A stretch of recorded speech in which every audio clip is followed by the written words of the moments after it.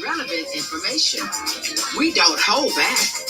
Topics from ministry, life, marriage, and everything in between. So, buckle up, hold on tight. Here are your hostesses, Tara and Melody. Talk therapy. Sister, let's talk.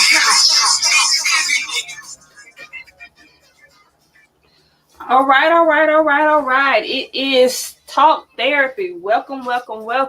It's Tuesday, October the 20th. Can you believe that we are in the middle, past the middle already. of October. Already. Welcome you guys tonight. Make sure you like and share and like. We welcome you guys to tag a friend. Let me get the comments on here. Okay. To tag a friend. If you're in business, if you're thinking about being in business, wanting to be in business, this is going to be the show for you. Let's talk about it. You know, our show is all about real, raw, and relevant information. We try to bring you information that's going to be life-changing. And this is one of the topics, especially in the era of the entrepreneur. yes. Let's talk about that, because you know this weekend is Black Entrepreneurial Day, and they've got a lot of virtual things that are going to be going on as far as Black businesses. And I think this is a good time to really talk about the entrepreneur versus the hustler. Yes. I'm gonna say that, and what makes me say that is because you know when racial tensions were high a couple of months back, our timelines were flooded with people that have went into business, and they did well. A lot of them did well with it, but now you find yourself, who you got to ask, well, who do this, who do that, because the timelines are not quite, as flooded as they had been. And, we have this discussion all the time that just because you're in business, does not make you a business person. Right. So yeah, everybody in business is not a business person. Or everybody doing business. And and everybody that says they have a business is not really a business, because it seems like it's become very popular, to say, hey, I'm a business owner, but not really doing business. Yeah. So we're gonna talk about it. Yeah, let's talk about it, because you have so many people that want to be, that say they're in business, they don't have business license, they don't have a business account, they're not paying taxes. So when you look, they're just a hustler. They're not a business, they're doing business, but they're not in business. Correct. Now, I'm not knocking anybody that's hustling. Yeah. Because in this day and time, you need to have a hustle. You need to have maybe two hustles. But they're using the definition entrepreneur, they're using the definition businessman, businesswoman, and really, like you said, they are a hustler. They don't have the credentials, they don't have the mindset to be an entrepreneur or a business person. They're just hustling. So let's talk about it tonight. Well, I found that people have not, I'm going to say this, to be a business owner, you've got to have the right mindset. You've got to have the right work ethics. And then you've got to be a person who's in it for the long haul. Because one thing about business, and it's possible, I don't like to say anything is not possible, because it is possible. Because we see it all the time. Businesses drop, a product, and we had the lady with the makeup, she made $1 million right on her release date, which is possible. But even with that, there was some work put into it. And that's what the difference to me between a person in business and a business person.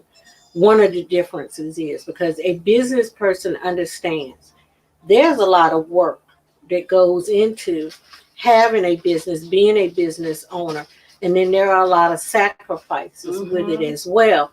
And they also understand there are chances that it may be a while before you actually turn a profit. Exactly. And that you don't walk away because you have not turned a profit in a month or two.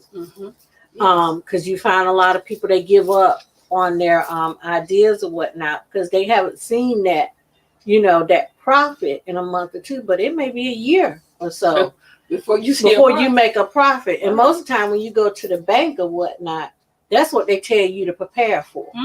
Or if you sit down, used to be with someone about finances for a business and as far as loans or whatnot, how much money you need to have to start a business, they'll tell you you need to have enough to at least be able to carry your business for 12 months. Yes. Out the gate. You need to have enough revenue put up for 12 months to cover your business. Meaning, if you got to pay salaries, you got to pay leases, whatever you need, 12 months, they'll tell you need to have in the bank or whatnot for your business. Well, things have changed. We got people who start business with little or no money, which is wonderful. Really, really wonderful because we're starting to see a lot of things change. And with online business, it's easy now to start a business. It's so easy. Brick and mortar is totally different. We're going to have a totally different, and this is me talking, but I truly believe it. As far as business, we're going to have, or we do have, even at this present time, totally different from what we used to, because people used to strive to have that brick and mortar. You felt like you had arrived if you had that brick and mortar.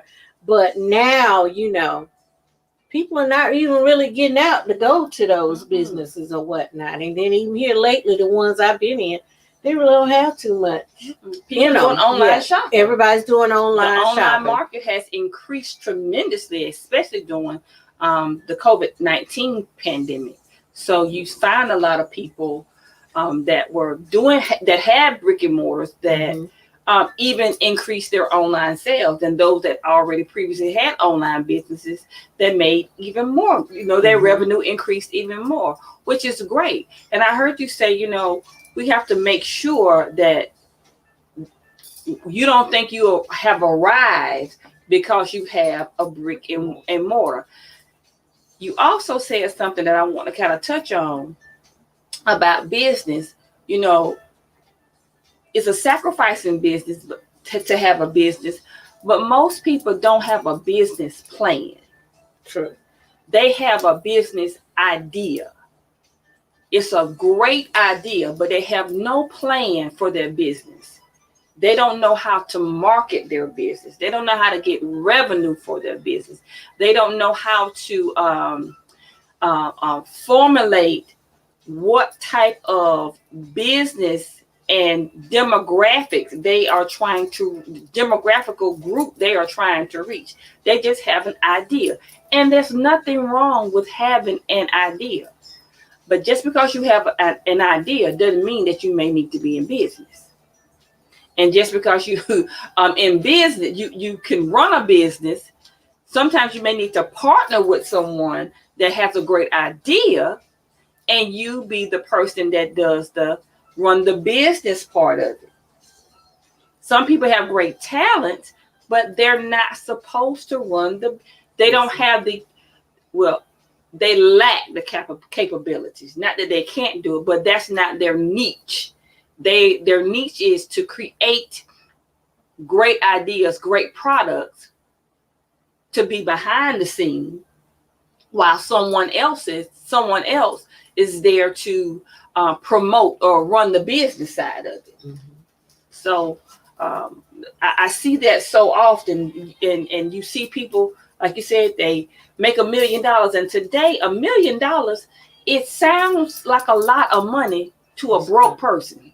But it's really not. $1 million is not a lot of money. give me 2 days, 3 days. I don't even need. I might two not days. even need that many. I know what to spend it on. Yeah, I know what to spend it on, Yeah. and it would be, it would be gone Exactly. fast, So So $1 million, I would take $1 million, but Yeah. $1 million in this day and time is you have millionaires that go to work every day, mhm. that go to work for somebody else every day. Yeah. You have those now.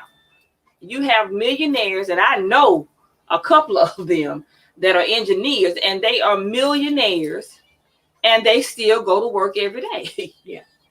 Yeah, because $1 million, It's not a lot of money, especially in this day and time.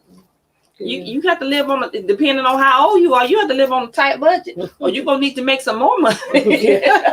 Take that million and make you some more money with it. and that's very true. And with that, let me say this: if you are in business, and I'm a firm believer of this, I do just start. But even when you're starting, and that's why I say a lot of people don't realize too that it is a commitment, and you're going to sacrifice some stuff. Because even if you just start, say you don't have that plan, but you got the idea, and you need to hit while the iron is hot. Mm-hmm. Go ahead and start. But when you start, you're going to be working double, because you got to get your back end stuff taken care of, meaning your plan. Because you may start it, you may put it out there, but you got to still have that plan in there, as to how your business is going to be run. And I said this to the ladies in the Power Her Circle one time. You can't take it lightly. When we go to our 9 to 5s of us, those that have a 9 to 5, they have manuals for you. So even though you're a business owner and it's your business, you need to have a manual of how your operations are going to work. You need to have that business plan, one. You need to have your finances thoroughly thought out. You need to have your paperwork, your business license, and all of that. Things that need to be trademarked, you need to have them trademarked.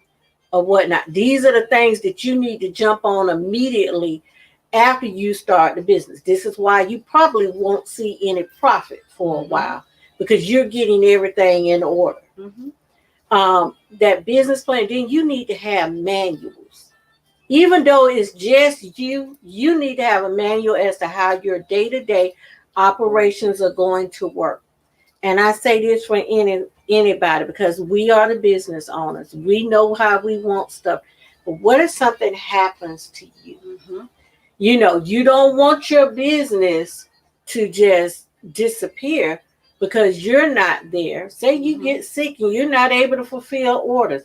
You need to be able to have something, if somebody, your best friend or your spouse or one of your children need to step in right quick. Okay, this is what she does day to day, or this is what he does day to day. So that's why I say it's a commitment. It's a sacrifice, because it takes that time. And if you're taking the time putting into it, and you're having to do a lot of this because you can't actually afford to pay anybody. Now, if you can afford to pay somebody to do all this for you, more power to you. Yes. But if you can't, that means you got to do the research and do it all in. That's why I say it's sacrifice. It is. So that means sometimes now on Friday night, I can't go out.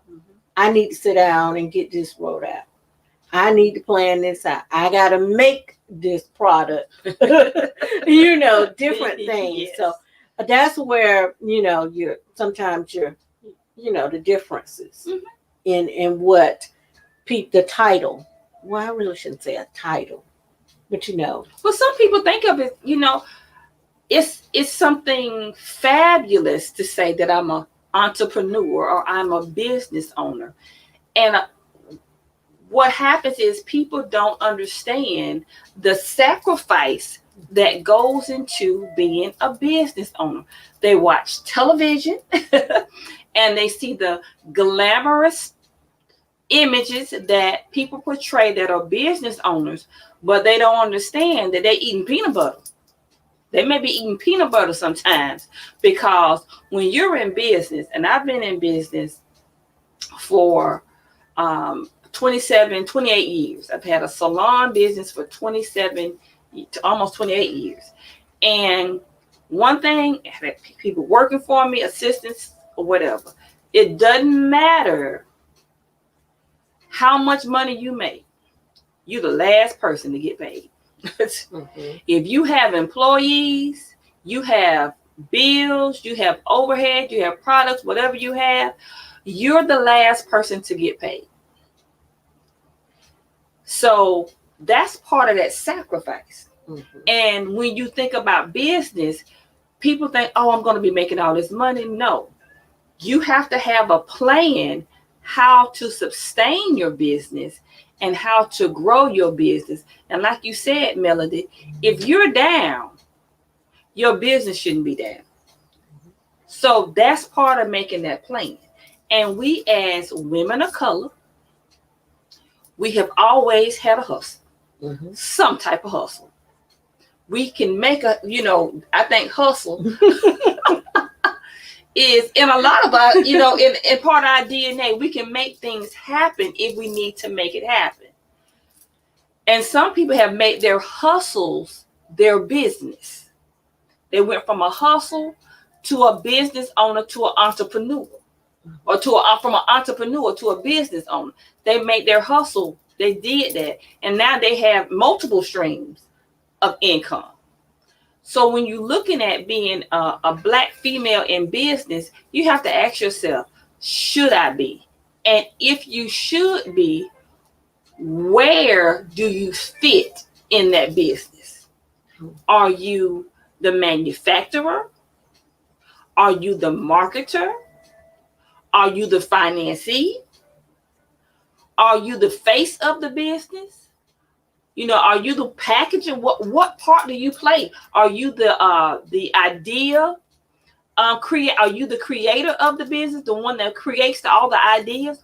What part do you play? Now, sometimes you have people that play all the parts, mm-hmm. and they're great at it. But then there's other times I've seen so many people, and Melanie, we talked about it before, that have an idea, or they see I can do this, and I can do that, and I can do this. You may be able to do it, but can you sell it? Can you make it a business, or is it just a hustle? Because you have to be committed to your business. Mm-hmm. It's like a baby. It's just like having a baby. You have to be committed to the business, and you have to nurture it until it becomes an adult. And when it becomes an adult, you still have to do for it. I say all the time, being a business owner will have you almost bipolar. Because you're going to have those days where you're going to make money and you are happy, and, your social media mm-hmm. is on fire, and, you a hot commodity one day. And then the next 2-3 days, you sitting there like, okay, nobody ain't bought nothing. So then you discouraged and whatnot. Then here comes the next wave. Right. So you have to be able to prepare to ride those waves out. You have to understand that every day is not a winning day, mm-hmm. but every day is a working day. Oh, I like that. Say that again. I like that. Every day is not a winning day, but every day is a working day. Mm-hmm. And just because you didn't meet your sales goal for that particular day does not mean you don't work, mm-hmm. because there's something you need to be doing for your business during that time. Yes. So, one is just really realizing that you have to be committed for the long haul, mm-hmm. for the long haul of things. And another thing with us, we're talking about Black entrepreneurs, because that day is coming up Saturday, Black mm-hmm. Entrepreneur Day. It is time for us to start exploring and stepping into different rooms. Mm-hmm. Because we do have to work harder than our counterparts, because we can't, easily walk in the banks and get the loans that they can get or whatnot. But we've got to learn how to how to work together, how to collaborate properly on certain things so we can get ahead. Mhm. And one thing I think I had mentioned it to you, it's time for us as businesses to start owning our building. Mhm. If you're going to be in a brick and mortar, it's so easy for us to run and sign a lease, Mhm. with somebody. And then we go in there and, we want things right. Let's just be real. Right. We do that, but it's not ours. Somebody else's. It's somebody else's. So that's one thing that we need to start conversating about and find a way that we can start collaborating. We got to get past the I part of it. I this, I that, I this, I bring this, we've got to get past that, because if there's a big building, maybe a couple of us could go in and buy that building jointly, not lease it. But buy. It's time to buy buildings. Yes. It's time for us to be able to invest in it, because even buying the building, we would be so much more financially secure in lean times versus leasing a building when the lean times come.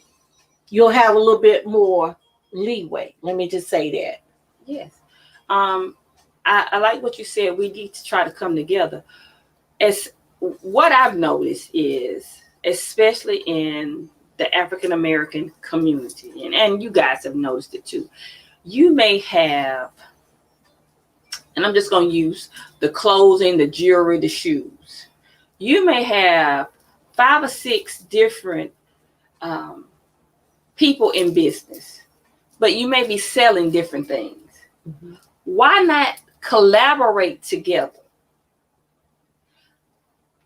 And when I say collaborate together, just say you have 3 different businesses. You have clothing, you have shoes, you have jewelry, and you have handbags. I would say handbags. So 4 different businesses. So all 4 of you guys have a demographics of people, population of clients that support you. What if you had a pop-up shop with all 4 of you guys? So instead of one demographic, one population, you have 4 different populations of retail buyers that's coming in that's going to support. Yes, everybody's not going to buy shoes, but everybody's not going to buy jewelry either. So you may and then you may have one person that may buy all of it. It gives you a better opportunity to expand. But what I see is this, and it's that crabs in the bucket. Well, that's my client, and this is my client. It's not your client. You work better in numbers than you do separately. If you come together and work together, because everybody has their niche. Everybody's not doing the same thing. And I use the clothing, but what about exercise? You have people that do exercise, and you have so many of African American women that are great fitness, exercise, nutrition instructors, but they don't want to work together. But because they think, oh, you're going to take my client. They can't take something that belongs to you. A person cannot take something that belongs to you. You can't take a client. You can't see everybody in your area. It's enough people that you can work off of each other. One person may be offer this services, and they may have a client that come in and say, hey, another person may come in and say, hey, I'm looking for such and such services. And you say, well, I don't offer that, but I can refer you to this person, and vice versa.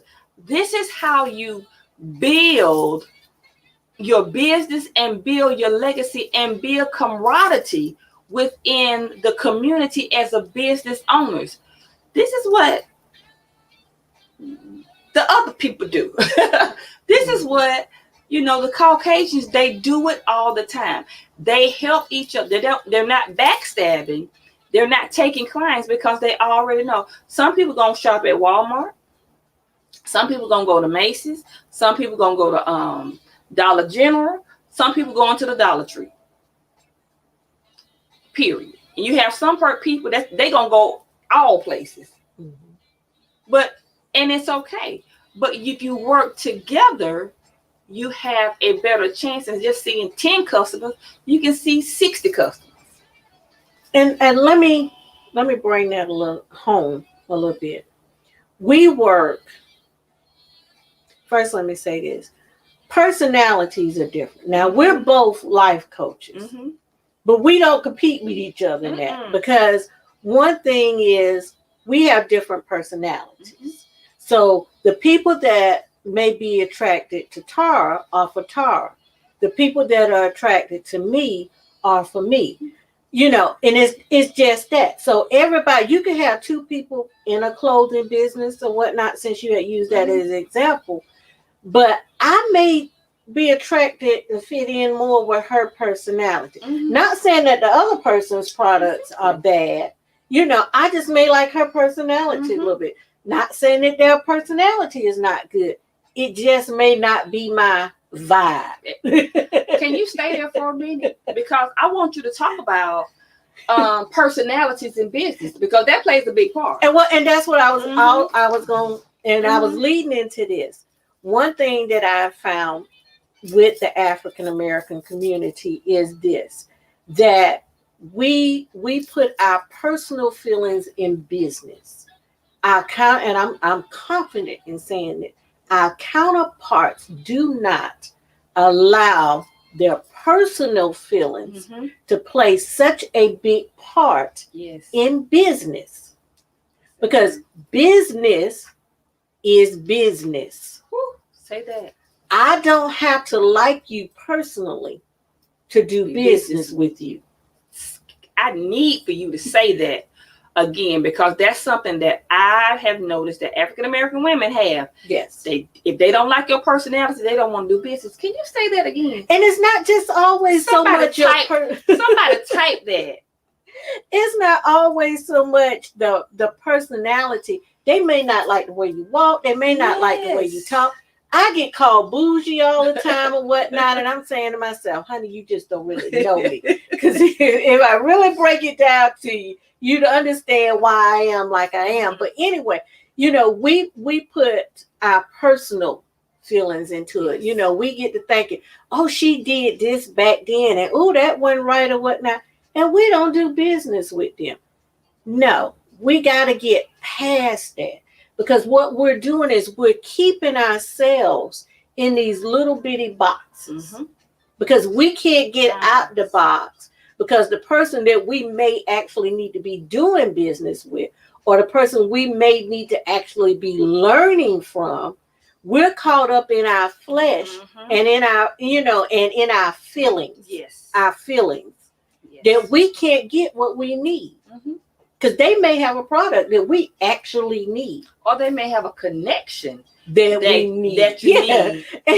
And to we take looking your at business to the next level. Yeah, and we looking at something that they may have done 20 years ago that has nothing to do with the type of business they're in. That's right. That's right. Or something that we may have heard from somebody else. You know, we've got to take our feelings out of our business. Exactly. And run our business as that, a business. As a business. I shared with you, I think I shared with you that I had a conversation with someone, and a white businessman shared this about his black counterparts. And he said this, he said the reason that most black people go out of business is because they wear their feelings on their sleeve. They can do business with anyone. As long as you're doing business, because it's about business, like Melanie. It's not about your personal relationship. We put too many personal relationships in business. Business is business. And we lose out and we miss out on what we need to take you to the next level. We do that a lot. Yes. And then we let that thing, you know, pride, you know, step in there.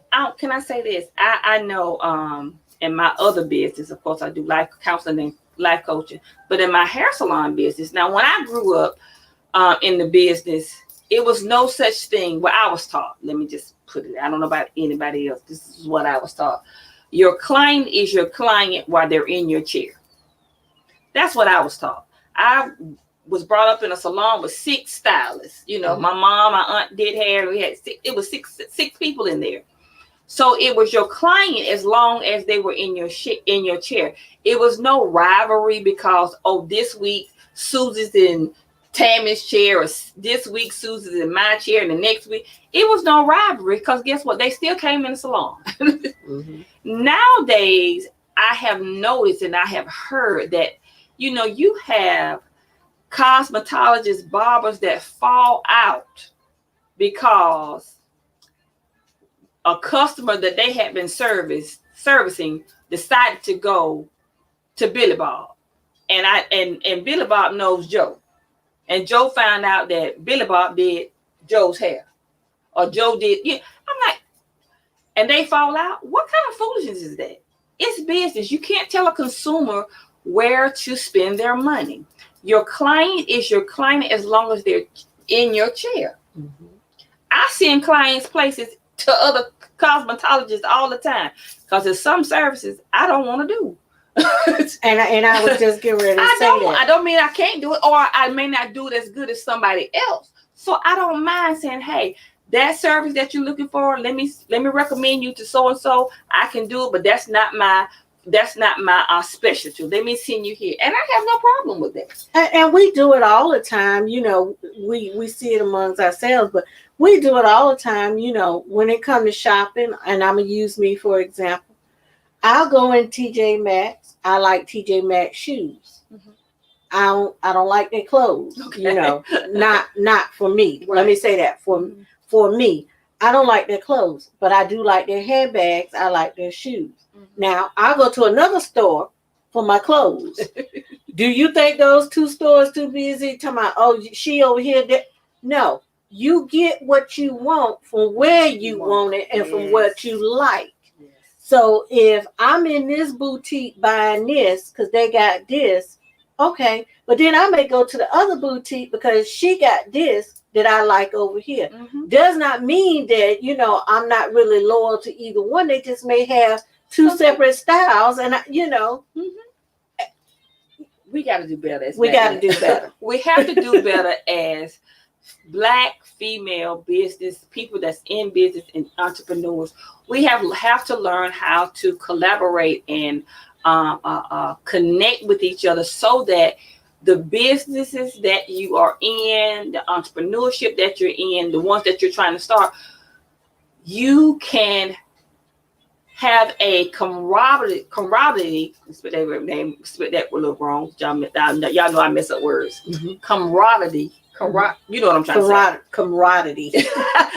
Tongue twisted. But anyway, of networking partners to help you to feed off each other so that you can grow.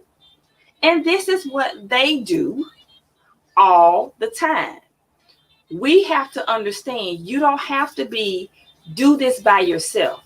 Work with other people that do similar things in the similar field so that you can feed off of each other customer base. So that will help your customer base grow. Get out your clicks. I still had to put my head down because y'all know Augusta is full of clicks. You know, get out your clicks. Because your clicks could be holding you back. They could be. Your clicks could actually be holding you back. And it is limiting you because if you stay within your clicks, only going to networking events or whatnot, and to me, really, I don't think Augusta really knows how to network. I'm saying that. What a real networking event is. But, you know, if you're within your clique, who are you meeting new? Nobody. You're just selling amongst each other. And how much selling can you really do within just your little clique? Right. You're not expanding. You're not expanding. So stop, being so cliquish. You know, it's okay to step outside of the group. you may meet some new wonderful people and some new ideas, that may come out of meeting those people that are outside of your clique. Because that's another thing. And I do see it here in Augusta a lot. It is very cliquish. So you in got to every move, business almost. move past your clique. And then if your clique got a problem with you moving past them, you might need to evaluate your clique. Amen, church. I'm just, Amen, I'm just church. saying, Amen, church. and then some of that clique part, it spills over into the get out your feelings and do business. And if you have people that's in your clique that's going to have an issue with you expanding your horizons, again, like you said, you need to reevaluate it. When you learn that how the more successful business women do things, and I think you used that example. It was I'm not gonna call the name of the store that was in Augusta Mall. Two Caucasian women, a couple of Caucasian women were selling clothes in the Augusta Mall. They had a shop. They were selling the Chinese clothes that the black girls sell in the online, in their pop-up shops and in their brick and mortar shops. Same stuff that they were selling for $10 and $20, $30. The white girls invested, got a space in the mall, sold those same $10 dresses for $100 and made a killing. And we was buying them up. And you were buying them up the same $10 dress that you would spend $100, $150 because they were in the mall. It was nice in there. The environment, the atmosphere was nice. It looked expensive because of the personalities and how they had it decorated. And guess what? And because it was in the mall, that's called marketing, you bought the items. You can do the same thing where you are. Learning how to work together. Sometimes it takes, it's three ladies, 3 business owners selling the same items. Come together. Work together. Sell those items and make more money. Online sales, brick and mortar sales, increase your prices, you work smarter and not harder. Yes, you may have to divide it up 3 ways, but you're making 6 or 7 times more and you working less. And you can open up multiple stores instead of having one store. Because everybody's niche may be different. Everybody. I mean, and let's just say women's clothing, and we're just throwing this out there as an example. One may have a good following for plus size women. Another one may have a big following for your standard size women. One may have a different following because they have more of your trendier stuff. So you have to be comfortable and you have to know who you are and what your market is. And we got to stop being afraid that we're going to lose something that we really don't own. You don't own a customer. Please say that. And that's what you don't own a customer, because a customer has the ability to go wherever they want to go. Now, you may want to strive to keep them a customer, and that has a lot to do with the tone that's set within your business. Now, you can set that tone within your business because, and I look at where I work at, customer service is a big thing. And I say that because the industry that I work in, I remember years ago, we were higher than our competitor price-wise, but we didn't have the technology that our competitor had. But one thing that got us over the other competitor was our customer service. And people were willing to pay more for for the good customer service, but less service Mm-hmm. than our competitor. Chick-fil-A. Look at Chick-fil-A. Yeah. Look at Chick-fil-A. You don't have to worry about nobody rolling their eyes. You will never. Everyone is so. If you having a bad day, go to Chick-fil-A. Just ride through Chick-fil-A. Everybody likes that Chick-fil-A. You're going to have a good day. You're going to smile at some point before you leave that drive-through You line. can go in there and cuss those people out, and don't do that. And by the time you pick your food up, you're gonna be apologizing and smiling because the customer service. Yes. Customer service is Customer very service. important, and we need to give the same quality of customer service that we expect from Mhm. others. Yes. You know, I don't care what nationality they are. I feel like this, you know, I have a problem. I can't stand them self-checkout lanes because I feel like I don't worked all day. I don't need to come in here and work some more to spend my money. Right. But you know, you work hard for your money. You have to realize people work hard for their money. And so in order for them to choose you Mhm. to spend their money with, you have to really appreciate that. Mhm. Really, you know, don't take it for granted because they chose you. Really appreciate that they chose you to spend their hard-earned money with, and we need to give them that same respect when they choose us. Yes. So that's something else. We've just got to get better business all the way around. Yeah. And really realize it's a business. It's not your friend. They're not doing you a favor. People will be aggravating because that's what people do. But at the end of the day, if you're providing a service, a product, if that's what you choose to do and you're in business, customer service, collaborating, and connecting with the right people are the three elements that are going to help you increase your business and take your business to the next level. You have to. You have to do these things. You said earlier in the show that sometimes people have an issue with others' personality when that personality of that person may be what you need to help take you to the next level. Mm-hmm. Or you just need to learn something from them. You need to learn something from them. And so often we don't want to share. Oh, if I tell you this, you're going to take my clients. If they can take them, they were not your clients in the first place. Mm-hmm. You can't tell people where to spend their money. If you teach people, work together. Now, you do have some trifling people. You do. You have people that's going to be evil, but guess what? What goes around comes around. You can't worry about that. You have to worry about building your own business, connecting with the right people so that you can be successful. Not be a hustler all your life.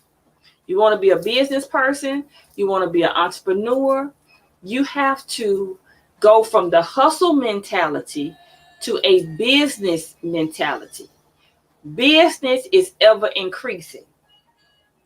Even with, like Melody, what you said, even in the times when you have the slower times, those slow times is when you back at the blueprint. What can I do here? Because you know you have highs and lows. Mm-hmm. So those low times is where you're restructuring what to do so that your business can not just survive but strive during the low times. Mm-hmm.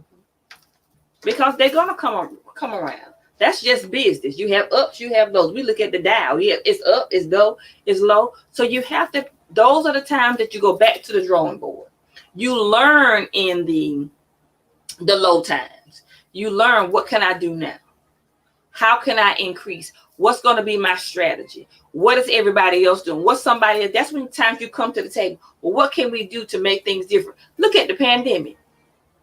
You saw more people now. It's more online, Facebook, stores. People going online selling clothes out of their closet. Mm-hmm. And making hundreds, thousands of dollars. They they restructured how they did things because pandemic hit. They had to find another way. That's what you have to do. You have to always be thinking. Yes. Always think and try to be one step ahead. You have to ask, you have to find out what the problem is. Mm-hmm. When you're in business, you're looking to say, okay, what is the problem? Not within my business, but within whatever my niche is. You know, if your niche is, look, we're going to say boutique, we're going to talk about clothing again as an example. If your niche is plus sizes, what's the problem today with plus size clothing? Mm-hmm. Is it the fit, or is it the styles? Is it the trends? What is it? I'm thinking about, you know what you said, the plus size and the what's the new outfits that they have out? The wrestling outfits. Oh, I say everybody wearing wrestling suits. The rest. Yeah. Plus size, y'all start wearing those wrestling suits. Get you a friend that's gonna tell you the truth. Some of y'all little skinny cheeks don't need to wear them wrestling suits. Stop wearing them wrestling suits. Put a big cape on, a cardigan. Don't stop wearing it. That look hard. I'm just gonna say it. Stop. Stop it. Stop it. Stop it. Stop it. Stop it. And stop it. The end. I just had to put that disclaimer in. I might make somebody mad, but some of y'all and them BMWs, don't do that. That's not right. Just because they sell it does not mean you need to buy it. That's my disclaimer for tonight. I'm done. Y'all please come back next week. But you have to ask your question. What is the problem? How you can solve the problem within your niche. Real raw revenue. We try to keep the folks. Oh, fix it, Jesus. And then, another thing we have to do, and this is for the African American consumer, because you know most of the time if you have a different nationality, they don't pose this problem. But we have to remember, when it is a Black-owned business, pay them what they are asking for. And let me say this, when I say pay them what they're asking for, this can lead to a whole nother conversation, because as African American business owners, we've also got to move out of the arena of fear, because a lot of us are pricing based on fear of people not paying what they really should be paying for a particular product or for a service, because we are afraid that we're going to, in our mind, we're seeing it as we're outpricing ourselves. When in all actuality, we're not outpricing ourselves. We're losing out because we're not making the profit that we should be making, because we're thinking, oh, they're not going to pay this. Well, when you go in Macy's, when you go into, let's say this, because a lot of y'all been going, Louis Vuitton, when you go in Gucci, you don't negotiate prices. You don't even go in Walmart and negotiate prices. You don't go in KJ's and negotiate price. Whatever price is on that sticker, if you want that particular item, you pay for it. Correct. So even on the consumer side, we have to remember that most of the time when your African American business owners are pricing, most of them are pricing out of fear, because they want to make sure that you all are going to buy their product. Right. So they're not really charging what they should be charging Exactly. to make a substantial profit, or an actual profit. You said fear. Yeah, it's a fear factor. It's a fear factor. Yeah. Because I guarantee you, the business owners on here, if we took a poll, every one of them all will say, when I price, I think about, will they pay this for it? Not based on what we pay for a product, pay for the shipping, pay for the time, and everything, as far as which our counterparts take into consideration when they're pricing Mhm. their items. You know, Yes. you have to take all of that In consideration. the shipping. You know, when it comes to getting a product to you, the time that you put in it, you might as well say your hourly wage or whatnot. Because there's a proper formulation for pricing an item, which I know. Can you say that again, please? Please say that for the viewers. There's a proper, formulation for pricing an item. You know, a lot of people see an item and they say, "Oh, it's double that price." You know, so I don't need to pay because they don't double the price. Well, if you actually do it right, sometimes your formulation will cost 3 times what you paid for the item. You know, so it's not that easy. Right. So when you on the consumer side, when you're purchasing, you need to really think about it. Take some business classes. Yeah. You know, a lot of times if you're going to be want to be a business owner, want to be an entrepreneur, invest in yourself. Invest in marketing. Invest in business classes so that you can learn what to do and how to make a bigger impact, because you always want to work smart and not hard. Yeah. It's going to be always someone to buy your product. If you do anything in fear, you're going to receive it in fear. Mm-hmm. You're going to always be on the edge. You're going to be stressed out. If that's what you do, I look at, and I'm going to call her name Sassy Jones. She's a black, like Sassy, black entrepreneur, black businesswoman, entrepreneur rather, that started her business, started selling jewelry, scarves, purses, accessories, those type of items. Sassy is a multi-millionaire now. When you go to Sassy's site, you may pay $300 for a purse, and it's not a Dooney and Burke, it's not a Coach, it's a Sassy Jones, and she's not downplaying her prices because she feels like, oh, somebody's not going to pay for it. If you want it, you pay for it. Mm-hmm. You're going to always have that market that can afford. Well, let me say that again. People pay for what they want because you have. Because I was just going to say, you got some people who can't afford some, but they'll buy it if they really want it. If they got to put it on layaway, she money, your money, they money to get what they want. So stop undercutting yourself. Mm-hmm. Price yourself. Again, even in my coaching business, I have people say, "Oh, your prices are too expensive." Well, you are paying for my knowledge. You're paying for my knowledge. I have in my salon business, I have people say, "Well, Tara, you're a little pricey." Well, guess what? You are paying for my skill, my time, my training, my knowledge. You're paying for that. Now, if that's something that you cannot afford, you may need to go somewhere else. But I can't. And I just had this happen to me Saturday, matter of fact. I had a lady came, she was asking for a service. She was recommended. And she said, well, her stylist was out or whatever, had surgery. And she wanted to know how much it was for a service. And I told her how much it was. And she said, oh, my stylist used to charge me such and such. Can you charge me that? I said, no, ma'am, I cannot. This is my price. She went on and on. As a matter of fact, she showed up unexpected and to show me her hair. And then she said, well, is it still going to be that price? Yes, ma'am. And if you come back again, I might increase it. So you have to stop devaluing yourself because people don't want to pay you for your products, your time, your services. If they don't want to pay it, if they can't afford it, it's 3 or 4 more people that will do it. And you have to, that goes back to knowing your worth. Mm-hmm. You have to. Knowing your worth.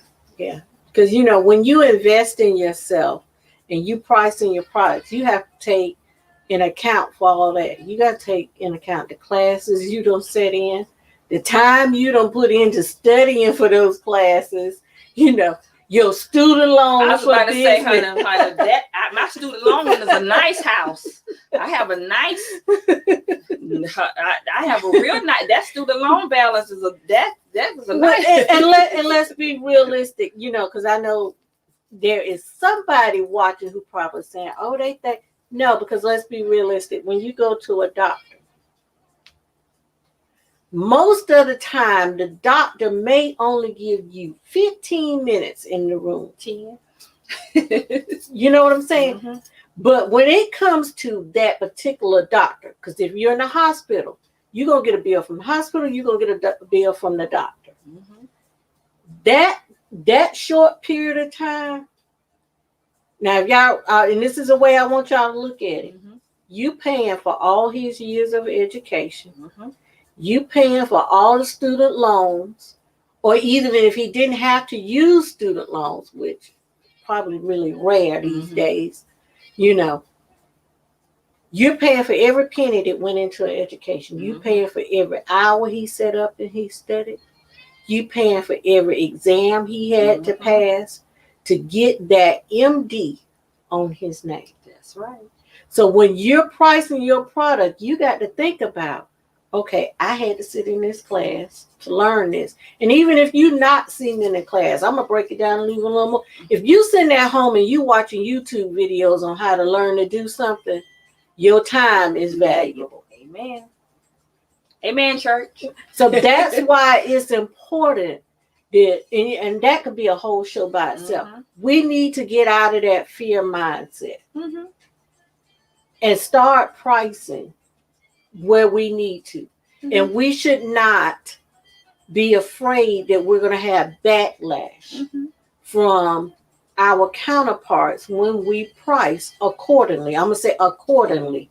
And don't be afraid to market other nationalities, Mm-hmm. because your product may not be for, well, I'm not going to say it's not for, but your main customer base may be another nationality. Don't be afraid to step out Mm-hmm. to other nationalities, because you will be surprised how other nationalities will buy your product. It's all about presentation and pricing, because sometimes you underprice yourself. Well, even in these days, you'll find that other nationalities are leaning towards products that were primarily created for the African American community. Because a lot of us, again, an example, we're promoting and selling natural products. Mm-hmm. Well, you have a lot of counterparts that have actually been into the natural, you know, Mm-hmm. the natural, I don't even know what I would call it because it's not a movement, the natural way of life. Mm-hmm. You know, I'm just going to say it that way. Before we could, because to me, you know, I even told you that we behind on it. Very behind. I mean, we very behind. Mm-hmm. You know, even when it comes to our eating, Mm-hmm. our diet and everything, we're behind. So you never know who's going to grab your product and go with it. Yeah. So make your product when you're marketing available To everyone. to everyone. Don't step out. Don't just make it for your race, your nationality. Reach out to other markets. They buy things also. You buy from them. Reach out. It's all about your pricing, your presentation, customer service. Reach out. Spend the money. It takes money to make money. If they're having vendor events, become a vendor there. Become a vendor at their event. Know the market and price accordingly. Mm-hmm. You have to study people. You study every. I'm not gonna say that. Not gonna say that.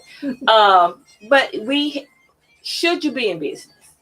Just because you want to do business, or if you're hustling, should you be in business? And if you should be, what part are you playing in that business? That's a good one. Yeah.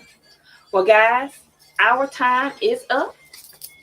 It is 6:00. Yeah, 6:00.